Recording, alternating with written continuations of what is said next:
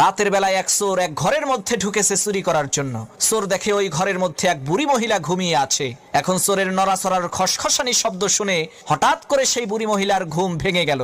চোর কয়, সর্বনাশ, ধরা বুঝি পড়েই গেলাম, এখন কি করি? এমন সময় সেই বুড়ি মহিলা সেই চোরকে বলল, বাবা, তোমাকে তো দেখে মনে হচ্ছে তুমি খুবই সম্ভ্রান্ত পরিবারের সন্তান, মনে হয় বড় কোনো বিপদে পড়ে এই চুরির পেশাকেই বেছে নিয়েছো। ঠিক আছে, কোনো সমস্যা নাই।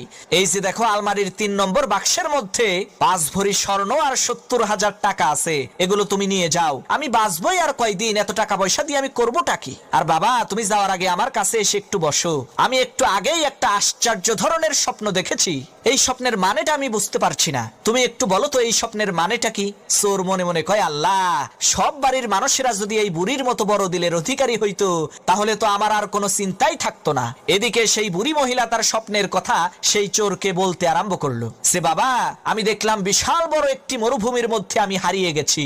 এমন সময় একটা ঈগল পাখি এসে জোরে জোরে 3 বার বলল, জামাল, জামাল, জামাল। এরপরে সেই ঈগল পাখিটি চলে গেল। বাবা, বলো তো এর মানে কি? চোর মনে মনে চিন্তা করতে লাগলো, এই স্বপ্নের মানেটা কি হতে পারে? ইতিমধ্যে পাশের রুম থেকে সেই বুড়ি মহিলার একেবারে টকবগে জোয়ান ছেলে জামাল, তার নাম জোরে জোরে শুনতে পেয়ে ঘুম থেকে উঠে ঘরের মধ্যে ঢুকে সেই চোরকে ইচ্ছা মতো পিটাতে আরম্ভ করলো। তখন সেই বুড়ি মহিলা বলল, হইছে, এবার থাম, ওর কৃতকর্মের ফল ও পাইয়া গেছে। তখন সেই চোর বলল, না ভাই, থাইমো না, আমারে আরো মারো, যাতে ভবিষ্যতে আমার মনে থাকে শালার আমি একটা চোর, স্বপ্নের ব্যাখ্যা করার কোনো জ্যোতিষী না।